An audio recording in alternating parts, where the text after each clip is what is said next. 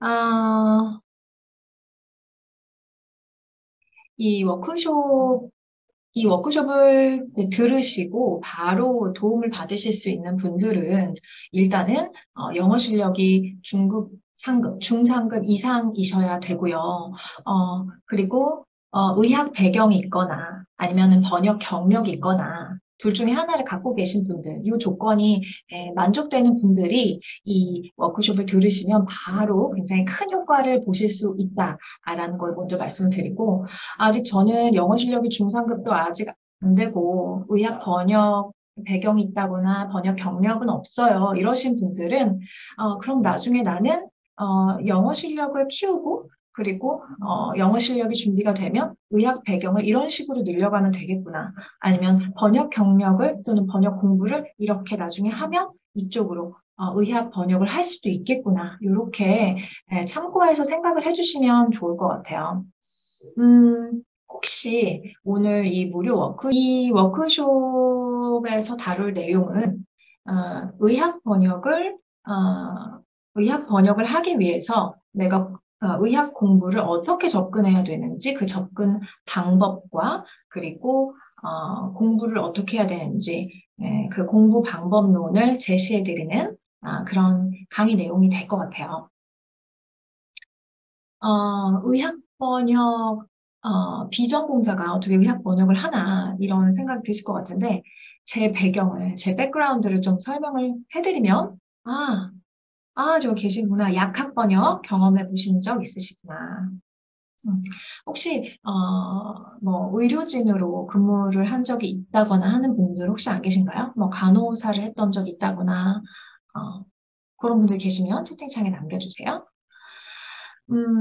제 백그라운드를 간략하게 설명을 해드리면, 저는 그래픽 디자인을 전공을 했고, 그래픽 디자인이니까 예체능 계열이죠. 그죠? 예체능 계열이고, 그리고 영어를 20대 후반에, 정규, 우리가 중학교, 고등학교 때 배운 그 과정 이후에 20대 후반에 영어 독학을 해서 다시 영어를 공부한 그런 케이스입니다. 그리고 지금은 이제 10년 차 프리랜서로 기술 번역가로 일을 하고 있습니다.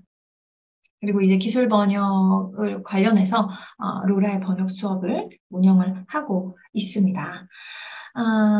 대략 보시면 전혀 저 정도면은 의학 번역 할 수 있겠다 싶은 그런 배경은 딱히 없죠. 참고하시면 좋을 것 같아요. 그래도 궁금하실 것 같아서 너가 뭔데 이런 걸 강의를 하냐, 그렇게 생각하실 수도 있을 것 같아서, 제 이력서에서 의학 번역을 한 부분만 발췌를 해왔어요. 사실 번역을 할 때마다 건건이 매번 이걸 다 목록을 만들진 않아요. 그럼 너무 목록이 길어지니까. 그래서 좀 굵직굵직한 애들만 이렇게, 제가 해놨는데요. 보여드리는데, 음, 보시면 대충 어떤 내용인지 아시려나? 여기 보시면 제가 좀 필기를 할게요. 여기 KO 그리고 EN이라고 되어 있는 거는 한국어에서 영어로 번역을 했다. 한영 프로젝트를 진행했다라는 그런 내용이고, 저는 원래 기본적으로 영한 번역을 먼저 이제 주로 하거든요. 근데 한영 번역도 이렇게 처리를 했다라는 거이고, 여기 지금 숫자 보시면 이제 60K라고 해가지고 이제 6만 단어를 번역을 했다라는 거예요. 근데 영한으로 갔을 때 영한 번역을 할 때는 보통 소스, 출발어, 영어가 출발어죠. 이 출발어 단어로 계산을 하는데 한영일 경우는 원래는 소스 캐릭터로 해야 되거든요. 이게 뭐가 중요하냐면 한영인 경우는 이 단어 수가 거의 3.2배가 돼요. 8번에 좀 많은 단어 수를 했다. 그렇게 많은 단어 수는 아니에요. 사실 6만 단어가. 근데 그나마 최근에 한 작업이었고, 그리고 그 밑에 보시면 319K라고 보이는데 요거는 이제 요 정도 단어 수, 31만 9천 단어를 에디팅을 했다. 리뷰 검수 작업을 했다. 이런 것들. 주로 최근에 작업을 한 건, 뭐라 그러죠? 환자 기록. 의료 관련된 환자가 의료 치료를 받고 뭐 관련된 그런 문서들, 그런 문서를 최근에 번역을 했고요. 그 전에는 이제 임상시험과 관련된 임상시험 하나를 진행하기 위해서 여기에 이제 따라오는 문서의 종류가 굉장히 많거든요. 임상시험에 관련된 그런 번역들 진행을 했었고, 이런 거 질문이 올라오는 걸 봐요. 의학 번역을 하고 싶은데, 어떻게 해야 되냐? 공부를 어디서 시작을 해야 되냐? 근데 거기에 이제 답글이 달린 걸 봤더니, 뭐, 해부학, 병리학, 뭐, 간호학, 이거 먼저 공부하시고요. 이렇게 댓글이 쓰여져 있더라고요. 저는 그걸 딱 보는 순간, 그럼 하지 말라는 거구나, 이런 생각이 들었어요. 그게 질문을 하신 분은 아마, 질문을 하신 분이 알고 싶은 건 의학 번역을 하고 싶은데 공부를 해야 되는 건 나도 알아. 근데 어느 지점부터 공부를 시작해야 되는지를 몰라서 그걸 물어본 건데 이미 간호사로 일을 하고 계시거나 의사로 일을 하고 계시거나 또는 그 근처에 있는 관계, 의료진들의 경우는 이미 그 의학 교육을 받으신 지가 벌써 꽤 오래되셨을 거예요. 그러니까 이제 다 까먹은 거죠. 처음에 내가 어떻게 시작을 했는지. 그런 걸 지식의 저주라고도 부른다고 해요. 그러니까 이제 너무 많이 알게 돼서 초급자 수준으로 그 눈높이에 맞춰서 그 초급자에게 필요한 정보를 전달하기 어려워진 거예요. 제가 생각하기로는 그분이 궁금했던 건 그게 아닌 것 같다. 라는 생각을 했는데 또 의학 번역이라는 게 있는지 모르시는 분들 당연히 많으실 겁니다. 그 이야기도 나중에 나와요.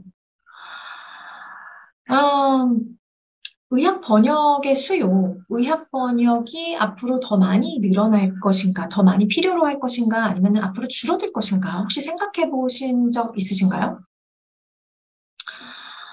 어, 의학 번역의 수요는 제 생각에는, 저는 지금 의학 번역을 매년 꾸준히 한 건 아니지만, 총 작업을 한 기간을 대충 헤아려 보니까 한 5, 6년 정도 되더라고요. 검증하고 있는 그 기관은 FDA거든요. 근데 얘네가 다 이제 아시다시피 영어권이란 말이에요. 한국은 의료기술과 굉장히 밀접한 관계가 있고, 한국에서 어떤 의료기기나 의료기술이, 의료약, 뭐, 약이라든지 의료기기가 개발된다면 영어권에 있는 곳에 가서 인증을 받아야 된다. 다시 말해서 한국어로 쓰여진 문서가 영어로 번역이 돼서 영어권에 가서 인증을 받아야 되고, 또 영어권에서 인증받은 그 내용이 또 한국으로 들어오면 다시 영한 번역이 이루어지겠죠. 이런 부분도 있고요. 그리고 지금 뭐 너무 당연한 이야기지만 기대 수명이 늘어나서 옛날 같으면 벌써 돌아가셨을 그런 분들이 지금 이제 점점 더 환자 수가 늘어나고 있는 추세잖아요. 그리고 의료 기술은 점점 더 발전합니다. 그러니까 의료 기술이 필요한 환자가 있고 의료 기술은 막 발전하고 이 시장이 그렇게 작거나 쪼그라들 수 없는 구조이라는 거죠. 그러면 앞으로 의학 번역 수요는 늘어날 수밖에 없겠다 정도는 가늠을 하실 수 있을 것 같아요. 중대한 문제가 의료 번역에서는 항상 문제가 일어날 수 있어요. 단순한 것들은 기계가 대신 번역을 해주겠지만 사람이 반드시 그 결과물을 확인을 해줘야 되고 내용 자체가 너무 그 사람의 생명을 이렇게 결정할 수 있는 중대한 내용이라면 기계 번역을 아마 돌리지 않을 거예요. 그래서 제가 생각하기로는 앞으로 의학 번역의 수요는 늘 수밖에 없다. 그리고 기계 번역이 의학 번역을 대체하기란 100% 대체하기란 굉장히 힘들 것이다. 라고 저는 생각을 합니다. 잠깐 퀴즈를 하나 드릴게요. 세 가지. 근데 저는 내가 이미 알고 있는 경험을, 지식을 사람들한테 나누고 나는 그 대가로 좀 더 자유로운 삶을 살고 싶다.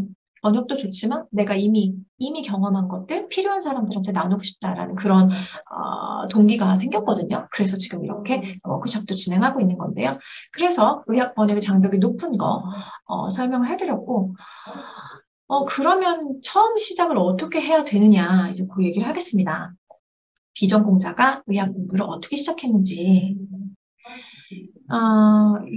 이거를 말씀드리려면 1, 2, 3, 4, 5번 이렇게 하세요. 이렇게 말씀드리면 이해하시기 더 편할지도 모르겠지만 그것보다 더 중요한 게 있어요.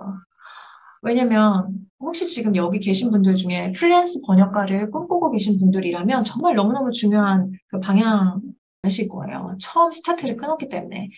이렇게 공부하시면서 중간에 내가 이거를 의학 번역에만 쓰기엔 좀 아깝다라는 생각이 드실 수도 있을 것 같아서 의료통역사 자격증이라는 코스, 이 자격증도 있더라고요. 얘가 벌써 2016년부터 정부에서 이 검정 시험을 진행했다고 하는데 의료통역사로도 활동하실 수 있습니다. 근데 제가 알아보니까 시험이 1년에 한 번 있어요. 필기 시험을 붙어야 당연히 하는 코스로 과정 중에서 그 수료증, 이 과정을 수료했고 마지막 파이널 그 테스트가 있어요. 그래서 최저점 이상을 넘은 사람한테만 이 수료증을 주는데 웬만한 과정은 수료증을 주거든요. 저는 수료증 있는 과정을 추천합니다. 왜냐면 내가 이 강의를 수강했고 교육을 받았다라는 거를 이제 증명을 하는 게 좋거든요. 나를 홍보할 때. 이게 없으면 홍보하기가 굉장히 애매해요. 어차피 같은 시간을 투자할 거면.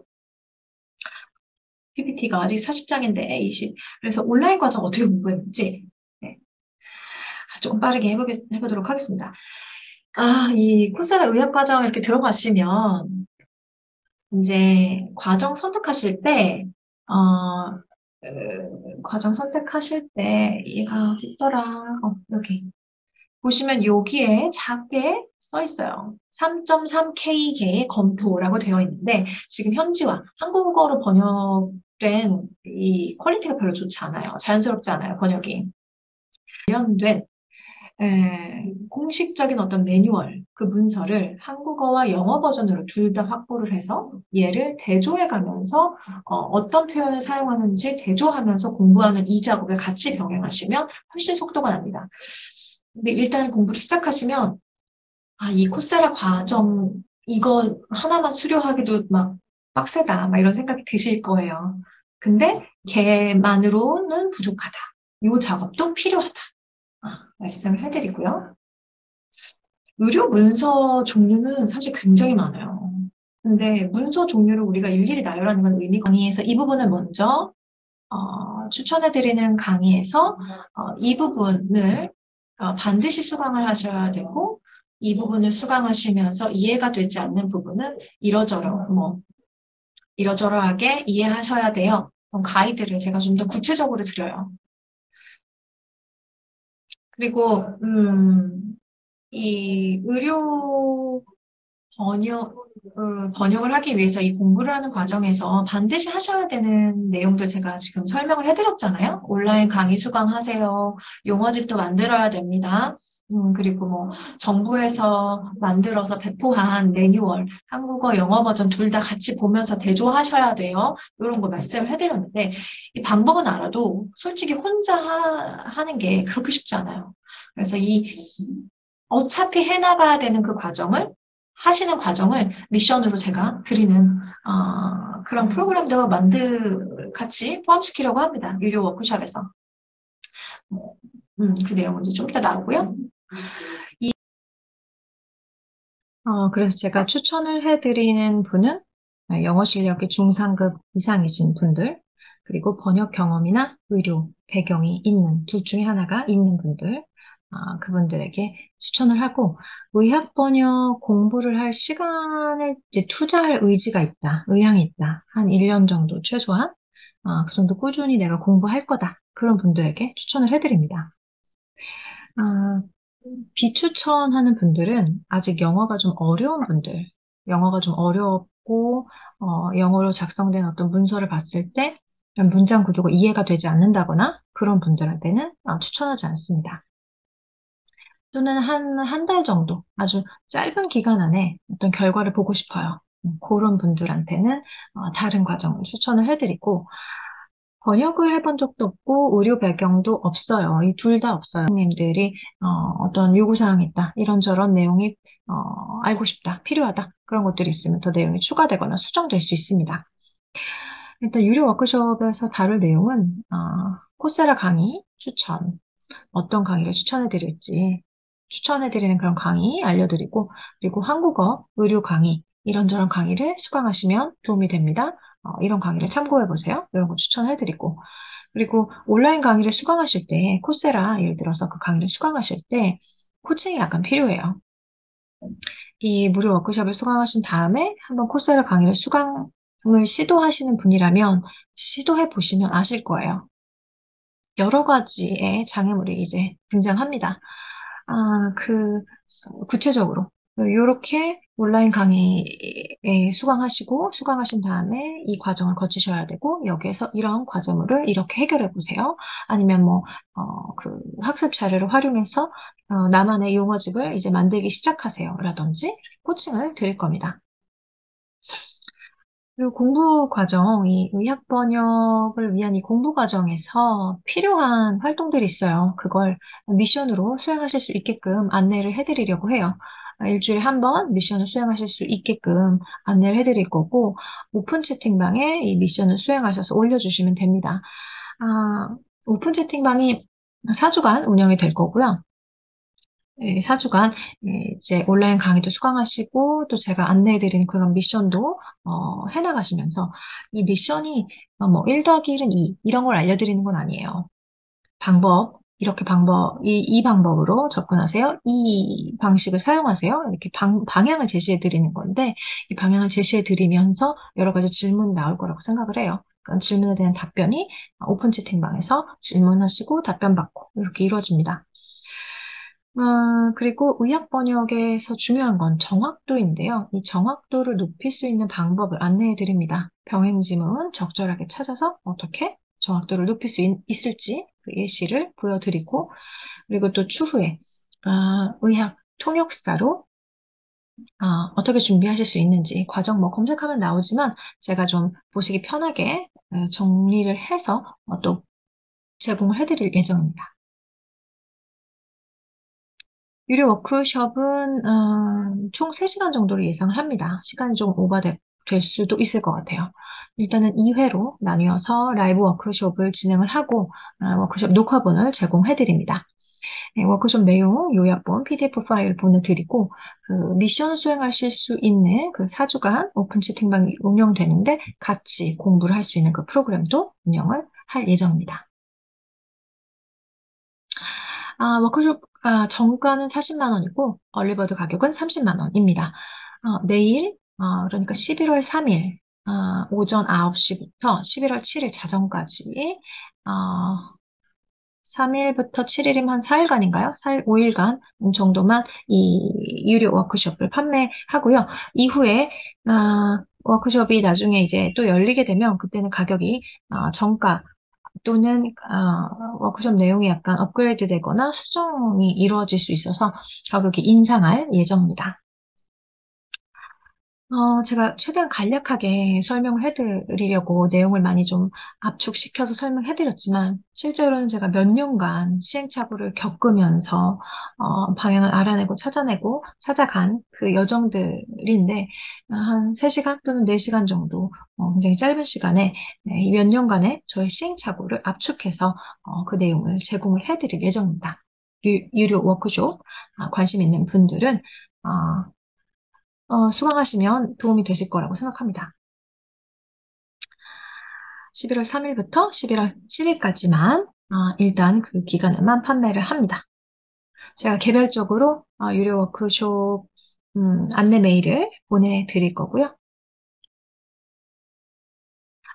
제가 질의응답을 받았었는데 그 영상이 인터넷 오류 때문에 다 날아가 버려서 네이버 제 이메일로 따로 이 워크숍 수강하시면서 질문 생긴 것들 저한테 질문 보내주시면 그 내용을 제가 취합해서 답변을 따로 또 각각 달아서 그 내용을 이메일로 이렇게 보내드리겠다고 약속을 했어요. 그 내용도 이메일로 같이 보내드리도록 할게요.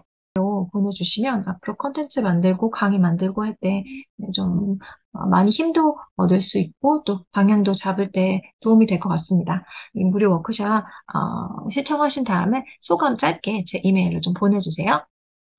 네, 이렇게 무료 워크숍 마치도록 하겠습니다. 유료 워크숍에 대한 안내 그리고 추가 제가 또 설명해 그 내용 발송해 드리기로 한 것들 다음 이메일에서 안내 메일에서 또 함께 담아서 보내드리도록 할게요. 다음 또 새로운 워크숍에서 뵙도록 하겠습니다.